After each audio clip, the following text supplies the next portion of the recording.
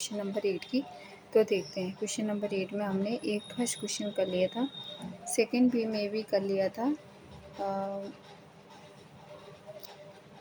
तो चलिए question number third देख लेते हैं। क्वेश्चन नंबर 8 का जो थर्ड है हमारा, 8 का कौन सा है बेटा? थर्ड है। ठीक है, 8 के थर्ड में आपको क्या दिया हुआ है?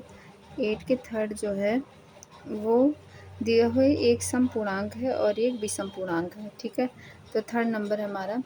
तो इसको ऐसे कर सकते हैं, A intersection B equals to आपका होगा 2 4 और क्या 6 8 और कहाँ तक बेटा? इंटरसेक्शन आपके +1 प्लस में 3 प्लस माइनस के साथ 5, इस तरीके से आपके अनंत तक आ जाएंगे ना। तो इसे हम ये इसमें देखो क्या कोई पद है, तो ये हमारा क्या हो जाएगा? 5 के बराबर हो जाएगा। किसके बराबर हो जाएगा बेटा? 5 के बराबर हो जाएगा। ठीक, क्वेश्चन नंबर 9 दिया है, A equals to 3 6 9 12 15 18 21 B equals to इतना, C equals to D equals, आपको वैल्यू दी है। तो ए माइनस बी आपको क्या करना है? फाइंड करना है, ए माइनस बी निकालना है। तो कैसे निकालेंगे आइए देखते हैं। ए माइनस बी इक्वल मतलब क्या हुआ?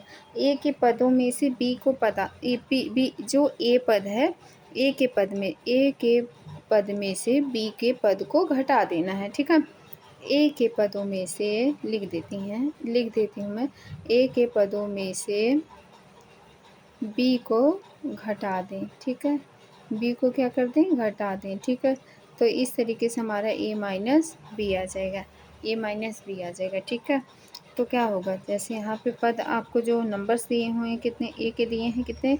ए इक्वल्स टू आपका 3 6 9 और 12 और क्या 15 18 और क्या 21। ठीक है, बी के कितने दिए हैं? बी के दिए हैं आपको 4 8 और क्या 12 और क्या 16 और क्या 20। ठीक है, ये नंबर दिए हैं। तो आपको निकालना क्या है? ए माइनस बी, ए माइनस बी हमें निकालना है। तो हम क्या करेंगे?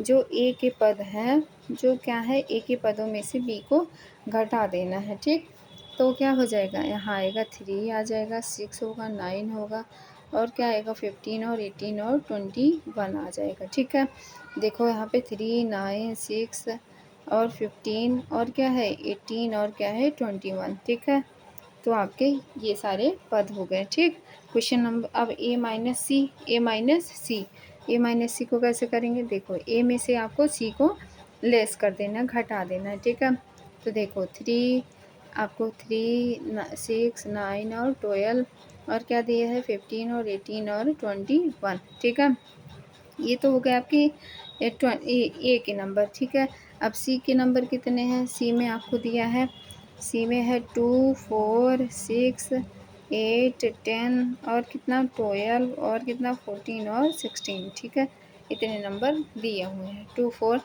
तो क्या करेंगे? ए माइनस सी करके दिखाएं आपको।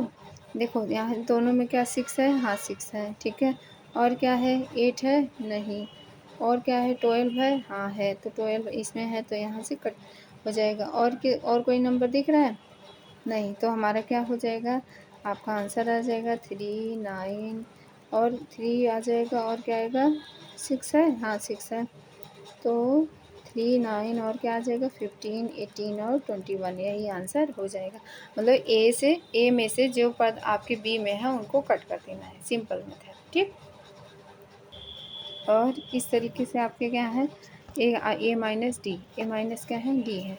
तो ए माइनस डी को भी हम करके दिखा देते हैं आपको। ए माइनस डी इक्वल्स टू क्या हो जाएगा आपका? जैसे ए माइनस डी है तो ए की वैल्यू आपको कितनी दी है? 3 6 9 12 15 18 और 21। ठीक है, तो डी की वैल्यू कितनी है? डी की वैल्यू है आपकी 5 10 15 और 20। ठीक है, तो ए माइनस डी इक्वल्स टू क्या होगा? ए माइनस डी इक्वल्स टू आपका हो जाएगा, देखो इसमें 3 है, 10 है, कहीं 15 है, हाँ 15 है, 15 को छोड़ करके बाकी के सारे पद नहीं हैं। तो आपका क्या होगा 3 6 9 और क्या 12 और क्या हो जाएगा 18 और क्या 21।